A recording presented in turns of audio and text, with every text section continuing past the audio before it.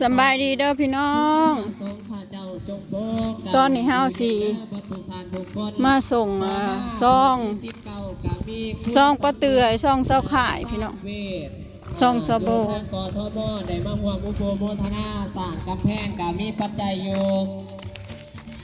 500 บาทเอาซาถูกเด้อขอให้เป็นตอนนี้ซาโบก็สิมา รวมทำบุญนะเพิ่นพี่น้องเพิ่นสิเฮ็ดบุญยกประตูคงพี่น้องเพิ่นสิบ่แม่นยกประตูคงนะยกเสาประตูคงพี่น้องสาธุเด้อขอให้เป็นท่านแก้วท่านทิพย์10ประการท่านมือเศร้าให้ไหลเข้าสู่สุญญาเด้อผู้ที่21ก็มีทางจรเทพลำลึกอยู่ทางกทมในหัวมุโปโมทนาสร้างบุญสร้างกุศลห่วมกับครอบครัวอ่อนแก้วมณีวงศ์ก็มีปัจจัยอยู่100 บาทเอาซาถูกขอให้เป็นท่านแก้วท่านทิพย์10ประการเด้อท่านมือเศร้าให้ไหลเข้าผู้สุญามผู้ที่22ก็มีวิสัยปัญญาบุธิกุลเนาะพร้อมด้วยครอบครัวอยู่ทางกทมในหัวมุกโพโมทนาต่อยอดต่อลำก็มีปัจจัยอยู่100 บาทเอาซาธุเด้อขอให้เป็นท่านแก้วท่านทิพย์10ประการท่านไปแล้วให้ไหลขึ้นมาที่เก่าท่านเก่าให้ไหลเข้าผู้สุญามผู้ที่23ก็มีทางพันยาพรยุบนอยู่ทางกทมพร้อมด้วยครอบครัวได้มาอุปโภคนาต่อยอดต่อลำก็มีปัจจัยอยู่100 บาทอาซาธุเด้อขอให้เป็นท่านแก้วท่านทิพย์10ประการท่านมือเศร้าให้ไหลเข้าผู้สุญามเด้อต่อมาก็มีทางคุณกัญญาสุขสะอาดจากกทมพร้อมด้วยครอบครัวได้มาอุปโภคนาต่อยอดต่อลำก็มีปัจจัยอยู่100 บาทเอาสาธุเด้อขอให้เป็นท่านแก้วท่านทิพย์10ประการผู้ที่25ก็มีทางพานุกรพร้อมด้วยครอบครัวอยู่ทางประเทศไทยก็มีปัจจัยอยู่30 บาทเอาสาธุขอให้เป็นท่านแก้วท่านทิพย์10ประการผู้ที่26ก็มีพิพาลัดอุบลพร้อมด้วยครอบครัวมาอุปโภคนาต่อยอดต่อลำก็มีปัจจัยอยู่30 บาทเป็นมือกล้องให้แป๊บนึงเป็นท่านแก้วท่านทิพย์10ประการผู้ที่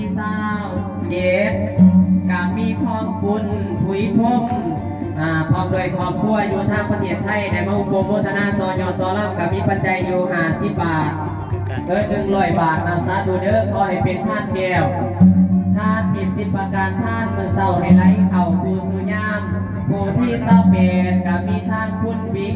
คุณกอนนิดาสุขจิตพร้อมด้วยครอบครัวอยู่ทางประเทศไทยได้ร่วมอุปโภคนาต่อยอดต่อลำก็มีปัจจัยอยู่50 บาทเอาซาธุเด้อขอให้เป็นท่านแก้วท่านทิพย์10ประการท่านมือเศร้าให้ไหลเข้าผู้สุญามผู้ที่29ก็มีทางมินาเศษตั้งหัวมุโคโมทนาต่อยอดต่อลำก็มีปัจจัยอยู่40 บาทเอาสาธุเด้อขอให้เป็นท่านแก้วท่านทิพย์10ประการผู้ที่30ก็มีอัศรีเศษจึงหัวมุโคโมทนาต่อยอดต่อลำก็มีปัจจัยอยู่40 บาทเอาสาธุเด้อขอให้เป็นท่านแก้วท่านทิพย์10ประการท่านมือเศร้าให้ไหลเข้าผู้สุญามเด้อผู้ที่31ก็มีทางอันสัตวัดจงพมสุขพร้อมด้วยครอบครัวอยู่ทางประเทศไทยมาอุปโภคนาต่อยอดต่อลำก็มีปัจจัยอยู่50 บาทเอาสาธุเด้อขอให้เป็นท่านแก้วท่านทิพย์10ประการผู้ที่32ก็มีทางสำล้านสอนศิลป์อยู่ทางประเทศไทยมาหัวมุโคโมทนาสร้างประตูโค้งก็มีปัจจัยอยู่60 บาทเอาซาธุเด้อท่านมือเศร้าให้ไหลเข้าผู้สุญามผู้ที่33ก็มีทางบุญพรอุตสาหะอยู่ทางประเทศไทยมาหัวมุโคโมทนาต่อยอดต่อลำก็มีปัจจัยอยู่60 บาทผู้ที่34ก็มีทางสันทุยอยู่ทางประเทศไทยพร้อมด้วยครอบครัวมาอุปโภคนาต่อยอดต่อลำก็มีปัจจัยอยู่100 บาทเอาซาธุเด้อขอให้เป็นท่านแก้ว ทิพย์10ประการเด้อท่านมือเศร้าให้ไหลเข้าผู้สุญามเด้อผู้ที่35นางสอนนาพร้อมด้วยครอบครัวอยู่ทางประเทศไทยในหัวอุปโมทนาต่อยอดต่อล่ำสร้างประตูโค้งก็มีปัจจัยอยู่200 บาทเอาสาธุเด้อขอให้เป็นท่านแก้วท่านทิพย์10ประการปรารถนาสิ่งใดขอให้ได้สมดังใจหวังสื่อว่าเพื่อพยังอย่าสุมีมาต้องขอให้เงินทองล้นอย่าอึดจนหาได้ง่ายเด้อเบิดทุกท่านทุกคนผู้ที่35ก็มีทางเข็มทองคมสีทองก็มีปัจจัยอยู่300 บาทอยู่ทางประเทศไทยมาหัวอุปโมทนาห่วมสร้างบุญสร้างกุศลสร้างประตูโค้งน้องมีปัจจัยอยู่300 บาทเอาสาธุเด้อสบายดีเด็กเขาอะนะพี่น้องเขาสร้างขยะสู้กายใจครบถ้วนมวลพรผู้สุแนวเด้อผู้ที่37กับมีท่านลุงช่วยสบายดีเจบอนบ้านโดนดอกก็เดี๋ยวบ่ได้มาน้องโคโบธนาต่อบอดต่อลำประตูโค้งห่วงขอบทั่วเกี่ยวมณีวงกับมีปัจจัยอยู่เป็นแปลงผ้าขาวพี่น้องขอให้เป็นท่านแก้วมาติดประการปรารถนาสิ่งใดขอให้ได้จังสันสมใจเจ้าปรารถนาเด้อต่อมาจะมีทางเท้าสมใต้บุญนะตลอดปีการเรียนสารเบิกวันกุลาโลกามาพีเอวังลูกเอาไว้โคตรประทานที่ไปเพขอให้โมกุณาทันเอมีกองบุญค่ะแม่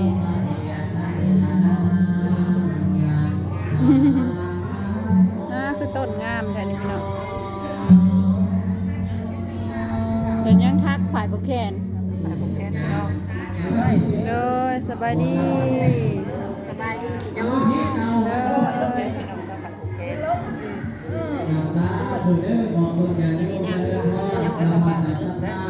ยัง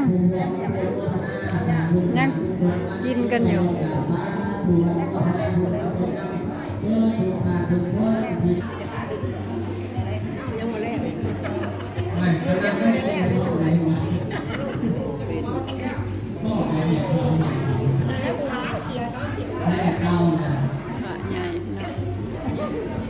มือนี้เอาบุญมาฝากเราพี่น้องเนาะพามาทำบุญอยู่วัดนครไทย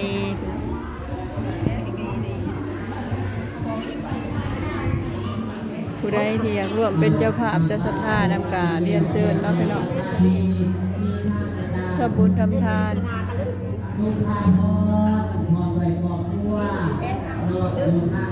หยกตอนบ่าย3 โมงสะโบคือสิบ่ได้อยู่ดอกพี่น้องเว้ยคือสิได้เมื่อก่อนพี่น้องว่าโมบุญน้ำเพิ่นแล้วก็สิได้เมื่อ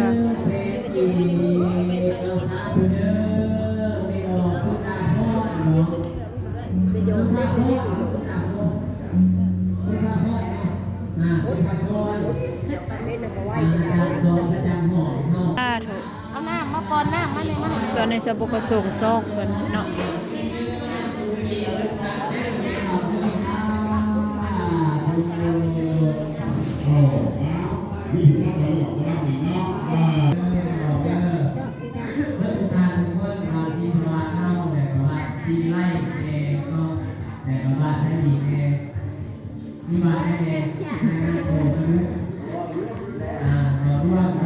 บ้านดงเงินหินก็มี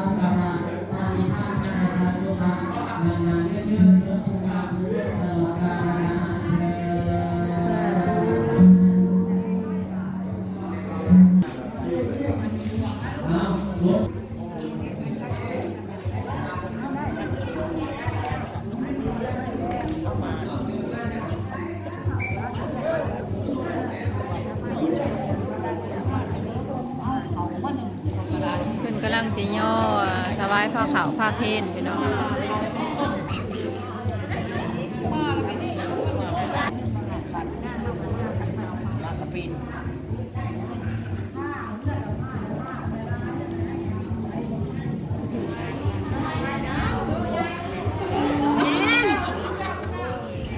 คือกรุ๊ปลืมนะฮะ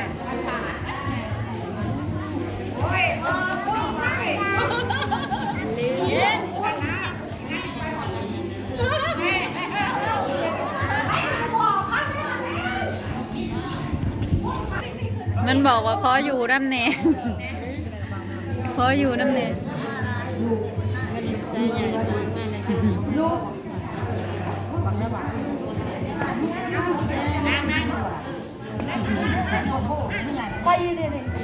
ใช่กับบาปคนนอกอยู่น้ำไม่ใหญ่เปล่า